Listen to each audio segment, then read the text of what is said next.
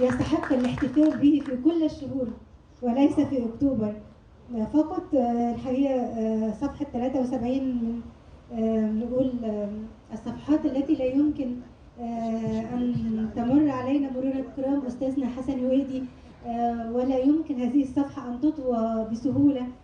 صفحة أكتوبر 73 وحرب أكتوبر 73 ربما تكون من أزهى عصور الصحافة والإعلام. كان عندنا المراسل الإعلامي، المراسل العسكري، وكانت الجماعة الصحفية وأهل الصحافة والإعلام دائما وأبدا في الجبهة من حرب الاستنزاف وحتى أكتوبر 73.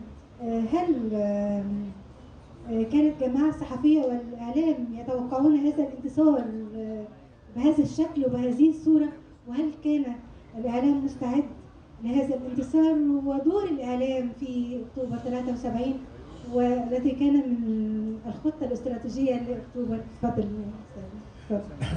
شكرا دكتور ماهر، شكرا ان انا شفت الكوكبه الجميله دي من الاصدقاء والزملاء.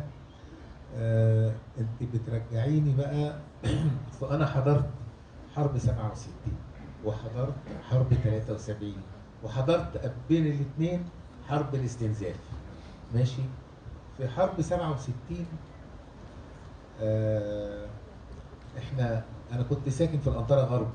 انت عارفين الحرب الطيران كان بيطير فوقنا كده واحنا كنا نتبطح على الارض واحنا في الانطره غرب. يعني كان حاجه صعبه زي ما تقول سياده اللواء، ما كانش فيه امكانيات ولا اي حاجه. احنا حتى لدرجه ان احنا اتربطنا في عربيات. انا كنت في سنه 5 ابتدائي يعني وكده عشان نهاجر، وهاجرنا من 67 في 67 طبعا. بصي الشعب المصري بجد، انا بقى شفت في حرب الاستنزاف من اول ما بدات، وبدات الجنود والعربيات تيجي تقريبا من القاهره على ما اتذكر عشان تروح على الجبهه وتعدي على الشرقيه في البلد اللي انا كنت فيها. هي الشرقيه.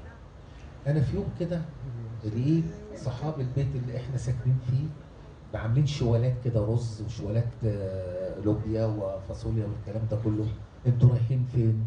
قالوا احنا رايحين على الطريق السريع علشان العربيات بتاعت الجنود وهي جايه نديلهم الحاجات دي لان هم رايحين الجبهه. انا بمنتهى الامانه بكيت لما رحت وشفت وقفنا كان على الصفين والعربيات بقت تعدي، الناس ترمي بالشوالات اللي هي الرز وما اعرفش والكلام ده كله. ده بقول كده ليه؟ كان تكاتف الجيش مع الشعب. ده طبعا كان يمكن الرئيس السيسي ربنا يديله الصحه يا رب قال يا بخت عبد الناصر باعلامه. الاعلام ما اثرش ابدا، بالعكس كان الاعلام والجيش والشعب كان متكاتفين مع بعض. ده في حرب من 67 لغايه 73. 73 ده بقى كان ملحمه. انا كنت كبرت وكنت في ثانيه ثانوي تقريبا حاجه زي كده ايامها. يعني احنا ذهلنا. يعني الاول الناس ما كانتش مصدقه في الاول البيان، قال لك ده زي 67، ما كانوش مصدقين الاول. ماشي. بس فعلا لقينا الامور بتتطور وبدات يعني كنا بنسمع البي بي سي ايامها بدات تجيب فعلا اللي بيقولوا التلفزيون المصري، اللي بيقولوا الاعلام المصري والكلام ده كله. فكان برضو الشعب والاعلام كانوا ورا الرئيس بمنتهى الامانه يعني. احنا حرب 67 دي زي ما قال سياده اللواء وزي ما قال استاذنا الدكتور قال ان دي بتدرس، وسياده اللواء اللي قبل كده دي يمكن بتدرس حتى الان في الاكاديميات العسكريه. حرب اكتوبر احنا كاعلام بجد كان دور الاعلام مشرف، سواء وانا صغير ولا وانا في حرب 73. الشعب المصري احنا خلينا اقول لك على الاعلام، الشعب المصري دائما بيقف مع قيادته السياسيه، اتفق او اختلف معها في لما البلد يحيط بها مخاطر. احنا حاليا في الوقت الحالي لا ننكر ان احنا المخاطر محاطه بنا من جميع النواحي، شرقا وغربا وجنوبا، من جميع النواحي. ودي واحنا مستهدفين. خلينا نكون واقعيين.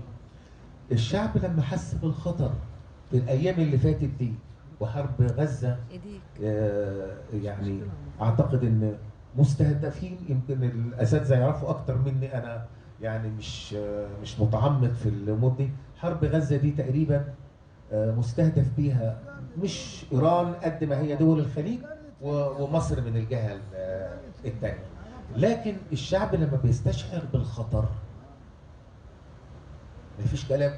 اتفقت او اختلفت مع القياده السياسيه، دايما لازم يقف وراء القياده السياسيه. وده اللي الاعلام الاعلام الغربي المضاد بيستغرب وقفه الشعب المصري المعارضه او المؤيدين للقياده السياسيه.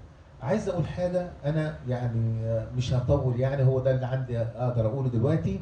لكن انا بتمنى ان الاعلام بتاعنا في الفتره الحاليه يستشعر زي ما احنا مستشعرين الخطر، ويبقى على قد الحدث وعلى قد الاحداث اللي بتحصل. ده اللي انا بتمناه. وشكرا ليكم، مش عايز اطول اكتر من كده.